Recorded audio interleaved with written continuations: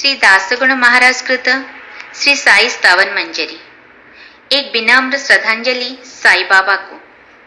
मैं चरण स्पर्श करता हूँ श्री गणेश को। हे मयूरेश्वर, एक आप ही है जिस पर हम निर्भर हैं। हे गौरी के पुत्र, जो सब जानते हैं, सर्वज्ञ हैं। आप समझ से परे हैं। आप जिनके पास बहुत बड़ा पेट है, रक्षा करिए श्री गणपति। आप सभी गणों और सभी देवी देवताओं में प्रथम और सबसे महत्वपूर्ण है, इसलिए आपको गणेश कहते हैं। आपको शास्त्रों द्वारा स्वीकृति किया जाता है। आपका पावन चेहरा है, हे बालचंद्र। हे माँ शारदावाणी की देवी, आप शब्दों के क्षेत्र की स्वामिनी है। आपके अस्तित्व के वजह से सारे सांसारिक लेन देन चलते हैं। आप वो देवी है जो सारे लेखकों द्वारा पूजी जाती है। आप हमेशा ही इस राष्ट्र का गौरव है। आपकी असीम शक्ति और हर जगह पर विद्यमान है। मैं आपको नमन करता हूँ, हे जगदम्बे। आप परमात्मा है और सभी संतों की परम प्रिय है। आप पंढरपुर के पंढरीनाथ के मानव अवतार है। आप असीम दया और करुणा के सागर है, हे नरहरि पांडुरंगा। आप वो है जो संपूर्ण विश्व को नियंत्रित करते हैं और सब जगह पर है। आज भी विज्ञान और सभी धार्मिक पुस्तकें आपके सार को जानने में लगी हुई है।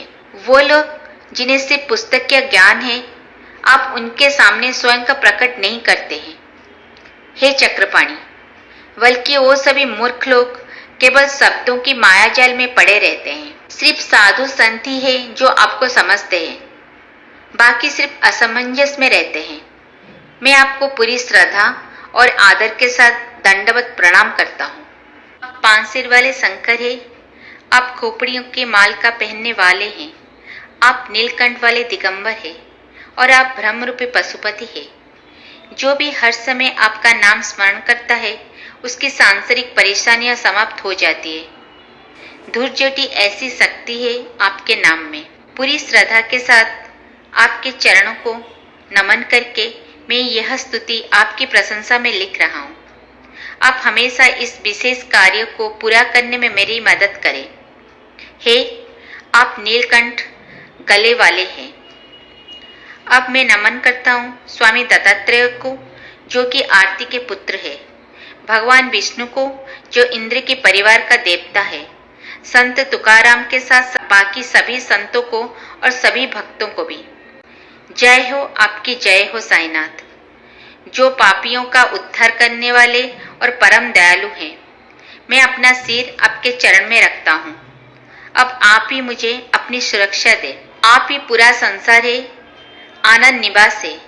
आप स्वयं भगवान विष्णु हैं, जो कि सभी पुरुषों में मिसाल है। आप जिनकी पत्नी माँ उमा है। आप ही कामदेव का शत्रु है। आप ही मानव रूप में भगवान है। आप ही ज्ञान के आकाश में सूर्य है। आप ही दया के सागर है। आप ही सांसारिक परेशानियों, दुखों, रोगों की औषधि है। आप गरीबों, दुखियों और दलितों के लिए चिंतामणि है। आप अपने भक्तों को शुद्ध करने वाले गंगा नदी है। आप दुनियादारी में डूबने वालों को पार लगाने का बेड़ा है। आप डरपोकों को शरण देने वाले हैं। आप ही इस महत्वपूर्ण सृष्टि का रचना के कारण है, वो जो शुद्ध चैतन्य है। आप वो दया है और करुणा का खजाना है। यह विश्व आपकी ही एक लीला है। आपका जन्म नहीं हुआ है, मृत्यु भी आपको प्रभावित नहीं कर सकती। यही ही अंतिम निष्कर्ष है, बहुत सोच विचार के बाद, जिस पर हम पहुंचते हैं। जन्म और मृत्यु, ये विचार सिर्फ अज्ञान से पैदा हुआ है। आप इन दोनों से बेशक ही मुक्त है, हे भगवान। अगर पानी झरने के रूप लेता है, तो क्या इसका मतलब है कि उसका निकास वहां से है? नहीं, वो पहले से ही पूरी तरह से वहां था, केवल पृथ्वी के अंदर से बाहर आया है। पानी जब एक गड्ढे में से उछलता है, इसलिए उसका नाम होता है, और झरना उसका सही नाम बन जाता है। पानी के बिना वो सिर्फ एक गड्ढा ही है, पहले उछलना और फिर सूख के गायब हो जाना। ऐसा पानी का स्वभाव नहीं है। इसलिए झरना का जो पानी है, वो जिस भी गड्ढे को भरता है, उसे महत्व नहीं देता है। वो तो सिर्फ एक गड्ढा है जो खुद पर गर्व करता है, किंतु वो तो ये पानी है जो उसे भरता है। इसलिए जब पानी सूख जाता है तो वो गड्ढा खोखला हो जाता है। ये मानव शरीर एक खोखला नदी तल की तरह है। ये आत्मा एक झरने की शुद्ध पानी की तरह है। यद्यपि ऐसे अनगिनत गड्ढे हैं, फिर भी सब में एक आप ही तो है। अब तक आप बिना आदि के हैं। आप दयालु हैं। मैं आपसे कहता हूँ कि इस अज्ञान के पहाड़ को नष्ट करने के लिए आप इंद्रदेव की वज्र बन जाए। अभी तक ऐसे खोखले लोगों का इस धरती स्थल पर बड़ी संख्या के अस्तित्व रहा है, अभी भी बड़ी संख्या में मौजूद है और आगे भी भविष्य में बड़ी संख्या में आएंगे। ऐसे हर एक इंसान को एक अलग नाम और एक अलग रूप दिया गया है। इस तरह से इस संसार में उनकी पहचान की जाती है। इसीलिए इस आत्मा में अंतर समझना मेरी और तेरी के रूप में उचित नहीं है, क्योंकि वहाँ कोई द्वैत नहीं। इसलिए वो निश्चित रूप से आत्मा ही है और इसीलिए यह आत्मा पूरे ही संसार के अंतर्गत है। तब फिर कैसे ये द्वैत का भाव तेरा और मेरा, इस पर विचार किया जा सकता है। पानी जो बादलों में छिपा हुआ है वो एक ही है, लेकिन जब वो धरती पर बरसता है वो अलग अलग रूप ले लेता है। जब वो जो गोदावरी में गिरता है तब वो पवित्र गोदावरी नदी कहलाने लगता है। जब वो कुएं में गिरता है तब उसका पवित्रता वैसे नहीं होती। संत पवित्र गोदावरी नदी है और हम उसके पवित्र जल है। हम लोग कीचड़, कुआं और झील है। यही अंतर है आप में और हम लोगों में। आपके जीवन के निर्वाह करने के लिए हम सबको हमेशा हाथ जोड़कर आत्मसमर्पण कर देना चाहिए, क्योंकि आप धर्मपरायण हैं। ये तो खुद के नदी तल के कारण है कि गोदावरी नदी के जल पवित्र है, और अगर केवल सिर्फ पानी माना जाए तब ये हर जगह एक ही है। गोदावरी नदी का जल वास्तव में बहुत पवित्र माना गया है। अपनी पवित्रता हर उस भूमि को देती है जहाँ से वो बहती है। पानी जो बादलों में छिपा हुआ है भूमि के उस भाग को नहीं बदलता है जिस पर वो गिरता है, बल्कि भूमि का जो भाग है वो विद्वानों और शास्त्रों द्वारा गोदावरी नदी कहा गया है। जब पानी कहीं और गिरता है तब वो मिट्टी के स्वरूप को अर्जित कर लेता है। यद्यपि शुरू में वो मीठा होता है, लेकिन दूषित, कड़वा और खारा बाद में बन जाता है। वैसे ही आपके साथ है, हे गुरुराया, जिनमें 6 दोषियां काम, क्रोध, लोभ, मोह, मद और माश्चर्य की अशुद्धि नहीं है, उस पवित्र रूप को यह नाम संत देना उचित है। इसलिए सारा संत गोदावरी है। कृपा से भरे हुए सभी प्राणियों में अपना स्थान सर्वोच्च और सबसे ऊंचा है। सृष्टि के आदिकाल से ही गोदावरी नदी का अस्तित्व रहा है। हमेशा से पानी में भरी रही है और आज तक उसमें कोई कमी नहीं है। देखिए, रावण का शत्रु भी गोदावरी नदी के किनारे पर आया, लेकिन उसका पानी बहता ही रहा। और आज जो पानी है वो पुराने पानी जैसा नहीं है, सिर्फ नदी तली है जो पहले जैसा है। वो पानी तो समुद्र में प्रवाहित हो गया, लेकिन उस नदी तल की पवित्रता आज भी अनंत है। हर साल पुराना पानी भर जाता है और नया पानी नदी तल में प्रवाहित होता है। यह एक नियम है जिसे आप जानते हैं। एक सदी एक साल की तरह है। उस सदी के चरण बहते हुए पानी की तरह है, जबकि महान आत्माएं पानी के लहरों की तरह है। ये संत जो कि गोदावरी नदी के समान है, शुरुआती सदी में सनत, सनक, सनंदन इनकी बड़ी भारी भीड़ आई। उसके बाद नारद, तुम्बर, ध्रुव, प्रहलाद, शक्तिशाली राजा बलि, सवरी, अंगद, वायुकुमार, विदुर, गोप, गोपिका, इस प्रकार बहुत से वर्तमान समय में आए। हर एक पूर्व सदी में ये भीड़ बार बार आई, जिसका वर्णन करने में मैं असमर्थ हूँ। इस वर्तमान सभी में इस पवित्र गोदावरी नदी ने आपके रूप में आकर, हे साईनाथ, सचमुच ही इस भूमि को सींच दिया है। इसलिए मैं पूरी श्रद्धा से आपके चरणों को नमन करता हूँ। हे महाराज, मैं आपसे विनती करती हूँ कि कृपया मेरी गलतियों पर ध्यान न दे। मैं तो एक गरीब, नीच और अज्ञानी आदमी हूँ, सबसे बड़ा पापी, अनेक दोषों से ग्रस्त, लेकिन कृपया मुझे छोड़िएगा नहीं। लोहे की जो स्वाभाविक दोष है, पारस उनका नजरअंदाज कर देता है। मैं पूरी तरह दोषों से भरा हुआ हूँ। आप अपनी दयालु दृष्टि से जल्द इनका नाश करें, यही आपके दास का आपसे निवेदन है। अगर पारस के संपर्क के आने के बाद भी लोहे के स्वाभाविक दोष बदलते नहीं हैं, तो हे गुरुराया, ये तो पारस का ही अपमान है। आप मुझे पापी मत रहने दीजिए, आप अपने को छोटा मत कीजिए। देखिए, अब पारस है और मैं लोहा। मेरी मुक्ति की आपको भी चिंता है। एक बच्चा हमेशा गलतियां करता है, लेकिन एक माँ उसे गाली नहीं देती। ऐसा सोचकर आप मुझ पर कृपा करिए। हे सद्गुरु साईनाथ, आप मेरे कल्पतरु हैं। आप निस्संदेह ही इस सांसारिक सागर को पार करने का माध्यम है। आप ही कामधेनु है, आप ही चिंतामणि है, आप ही ज्ञान के आकाश में सूर्य है, आप गुणों की खान है। हे साईनाथ, आप तो स्वर्ग की सीढ़ी है। हे पवित्र शुद्धतम, हे पवित्र और परमानंद के अवतार, हे परमात्मा, हे अद्वैत ज्ञान के सागर, हे परम ज्ञान के अवतार, सभी मनुष्यों में सर्वश्रेष्ठ, हे भक्तों के शरणार्थी, कृपा करिए, मुझ पर कृपा करिए। आप सद्गुरु मच्छंदर है, आप महात्मा जलंधर है, आप निवृत्तिनाथ संत ज्ञानेश्वर है, कबीर, शोक मोहम्मद, एकनाथ भी आप ही है।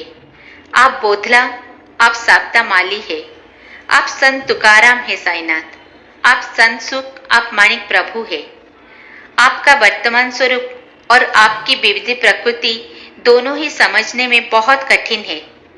आप अपनी जाति और धर्म की जानकारी किसी को प्रकट नहीं करते। कोई आपको मुसलमान कहता है तो कोई आपको ब्राह्मण कहता है। इसलिए भगवान कृष्ण की तरह आप भी रहस्यमय है। भगवान श्री कृष्ण को देखकर अलग अलग लोग उन्हें विभिन्न नामों से बुलाते थे। कोई उन्हें यदुभूषण तो कोई उन्हें गोपाल कहते। माँ यशोदा उन्हें लाडला कहती, कंस उन्हें बहुत बुरा कहते हैं, उद्धव उन्हें प्रिय कहते हैं और अर्जुन उन्हें सर्वज्ञ कहते हैं। इसी तरह हे गुरुराया, हर मनुष्य अपनी मनोदृष्टि के आधार पर आपको अलग अलग नाम देते हैं। ये मस्जिद आपका निवास स्थान होना और आपको कानों का नाच सीधा होना, सबका आपको रहमान कहना, इसलिए आपको मुसलमान कहना तात्पर्य है। लेकिन यही ऊपरी अंतर सिर्फ ज्ञानियों को प्रभावित करता है, लेकिन जो ज्ञान के इच्छुक है वो प्रभावित नहीं होते। आप स्वयं ब्रह्मा है। जाति और धर्म का आपसे कोई संबंध नहीं है। आप सर्वोच्च गुरु है। आप सृष्टि के रचयिता है।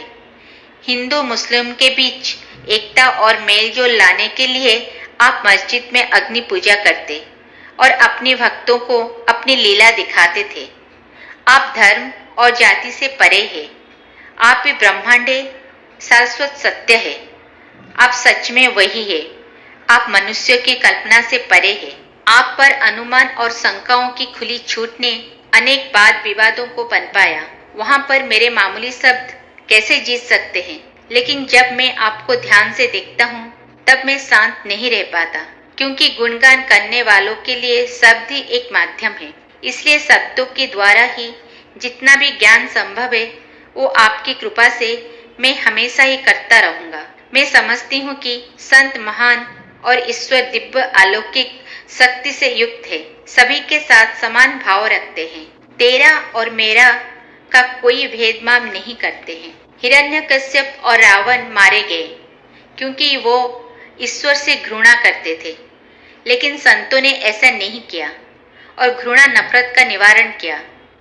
गोपीचंद ने कूड़े के ढेर में महात्मा जलंधर को जला दिया, लेकिन उन्होंने उसे द्वेष नहीं किया, बल्कि राजा इस भौतिक संसार से मुक्त हो गया और यादगार बन गया। ऐसे शक्तिशाली और दयावान है संत, जिनकी महिमा अवर्णनीय है। संत सूर्य है, उनकी कृपा रोशनी है। संत चंद्रमा की तरह सुंदर है, वो चांदनी की तरह सरल है। संत सुखदायक कस्तूरी है, उनकी कृपा उसकी खुशबू के तरह है। संत सरन गन्ना है, उनकी कृपा उनकी मिठास की तरह है। संत निश्चिंती अच्छे और बुरे दोनों की तरफ से एक समान है, उल्टा उनको पापियों से बहुत ज्यादा प्रेम है। गोदावरी नदी के पानी में सिर्फ गंदे कपड़े खोलने के लिए आते हैं। साफ कपड़े एक पेटी में गोदावरी नदी के तट पर दूर रहते हैं। आपके चरण कमल के दर्शन गोदावरी नदी में स्नान के तरह है। हे साई समर्थ, मेरे पापों को धुलिए और मुझे शुद्ध पवित्र करिए। कि सांसारिक लोग बार बार दोषों को इकट्ठा करते हैं, इसलिए हम सभी लोग आपके दर्शन के लिए सही है। गोदावरी नदी के तट पर ही धुलाई के लिए कपड़े आते हैं। अगर उन्हें ऐसे ही छोड़ दिया जाए तो गोदावरी नदी की बदनामी है। आप घने पत्तों वाले ठंडे और छायादार पेड़ है। हम सब यात्री हैं, जो कि सूर्य की झुलसने वाली किरणों की तरह इस जीवन की आपदाओं से परेशान है। हे गुरुराय, आप दयालु है, इस तपती हुई गर्मी से हमारी रक्षा करें। आपकी सौम्य कृपा की ठंडी छाए बहुत ही अद्भुत है। अगर पेड़ के नीचे बैठकर भी किसी को सूर्य की गर्मी लगे, तब फिर कौन उसे पेड़ को छाया देने वाली पेड़ कहेगा। देखिए, आपकी कृपा के बिना कुछ भी इस संसार में सही नहीं हो सकता है। सही का कायम रखने के लिए शेषाई ने अर्जुन से दोस्ती की। सुग्रीव की दयालुता से विभीषण भगवान श्री राम से मिले। संतों की वजह से ही श्री हरि का गुणगान होता है। ब्रह्म निराकार है, शास्त्र भी उनका वर्णन नहीं कर सकते। उसे सगुण रूप देने के लिए ही संतों ने निराकार की उपासना को कम किया है। वैकुंठवासी भगवान विष्णु का अवतार भगवान श्री कृष्ण, जो रुक्मिणी के पति है, दामा जी के लिए महर का रूप लिया। भैंसों की शव को उठाने के लिए संत चोकावाला ने जगत आत्मा से कार्य कराया। संतों की महिमा जानकर जगत जीवन जी ने पानी उठाने के काम किया। संत ईश्वर से अधिक दयालु है, जो कि शाश्वत सत्य, ज्ञान और आनंद के स्वामी है। इससे ज्यादा बोलने की आवश्यकता ही नहीं है। आप ही हमारी माता और हमारे पिता है। हे सद्गुरु साईनाथ, शिरडी के निवासी साईं बाबा, आपकी लीला को कोई नहीं समझ सकता, तो फिर मेरी साधारण सी वाणी कैसे न्याय कर सकती है। पापियों को बचाने के लिए ही आप शिरडी आए। मिट्टी के दियों में पानी डालकर आपने उन्हें जलाया। छोटे से अजीब माप की लकड़ी के पटरे को आपने अपना बिस्तर बना लिया। इस प्रकार आपने अपने भक्तों को आपकी योगिक शक्ति दिखाई।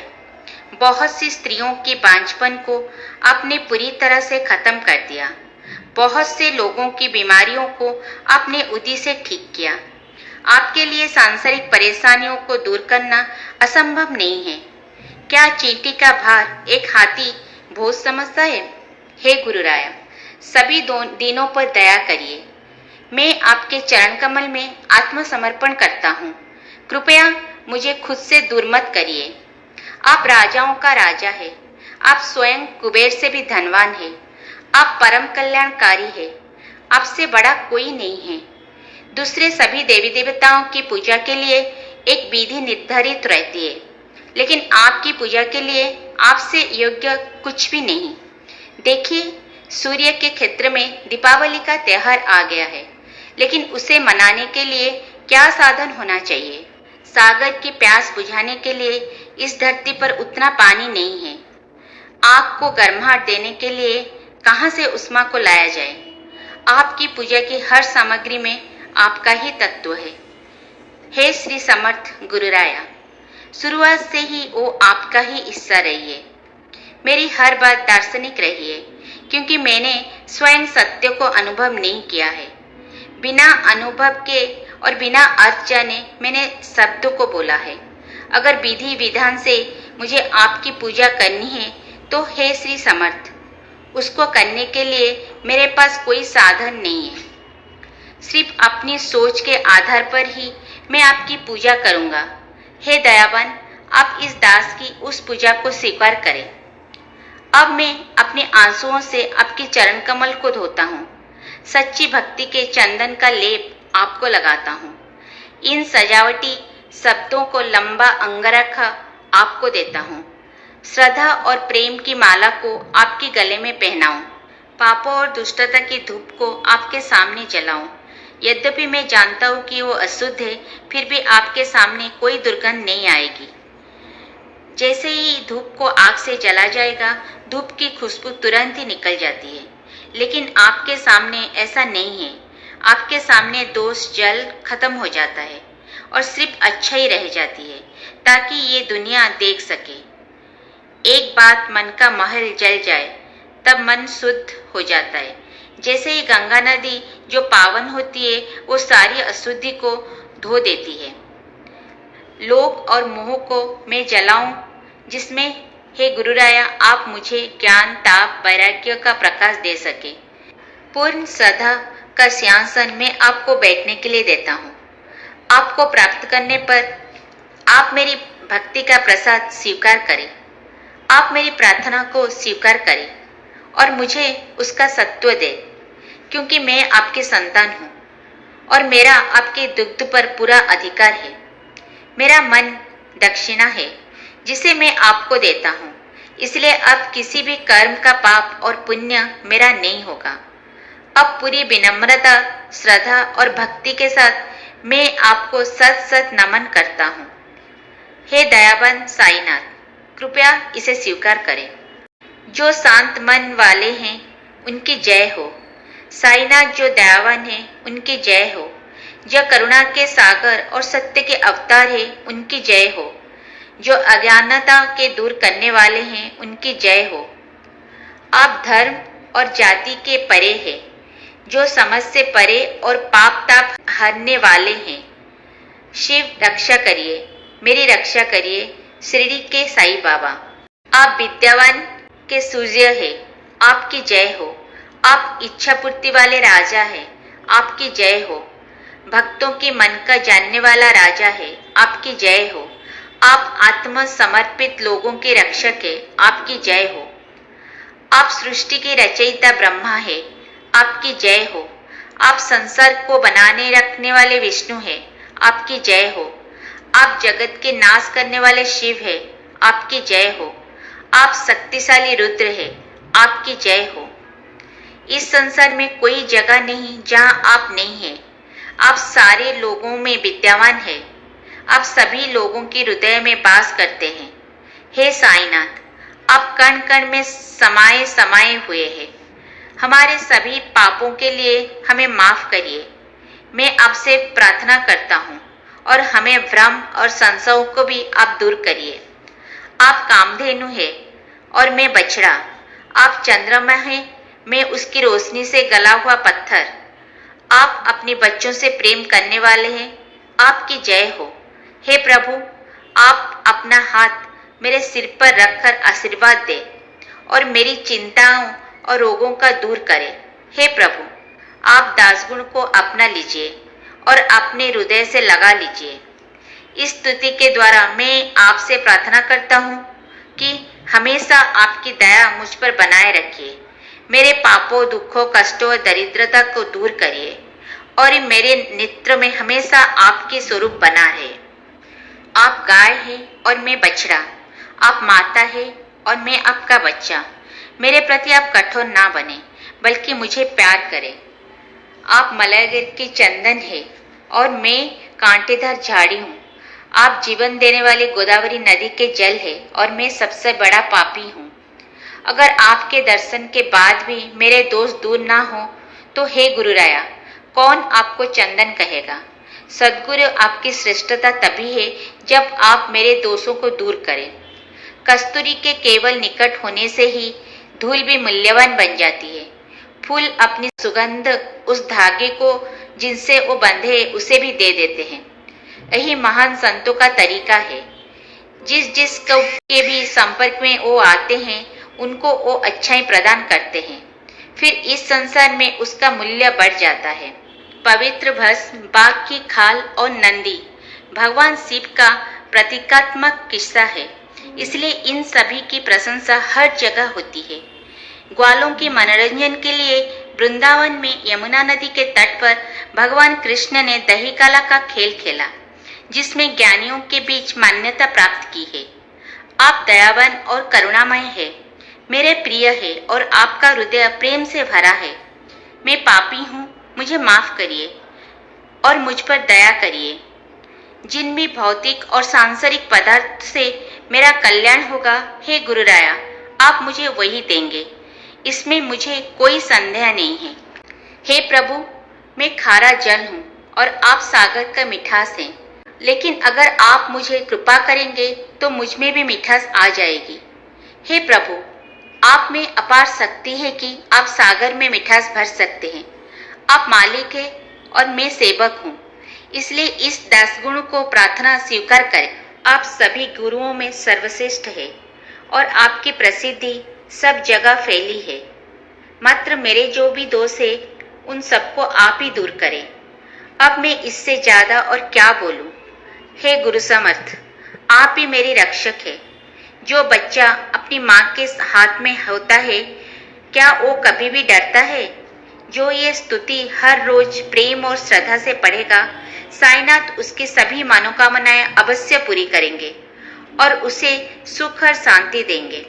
ये स्तुति दिव्य कवच के समान हमेशा रक्षा करने वाला और वरदान देने वाला है।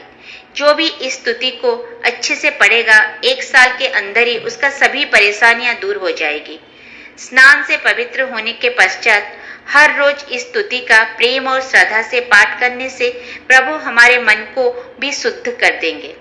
गुरुवार के दिन गुरु का होता है और उस दिन सद्गुरु को दिल से याद करना चाहिए।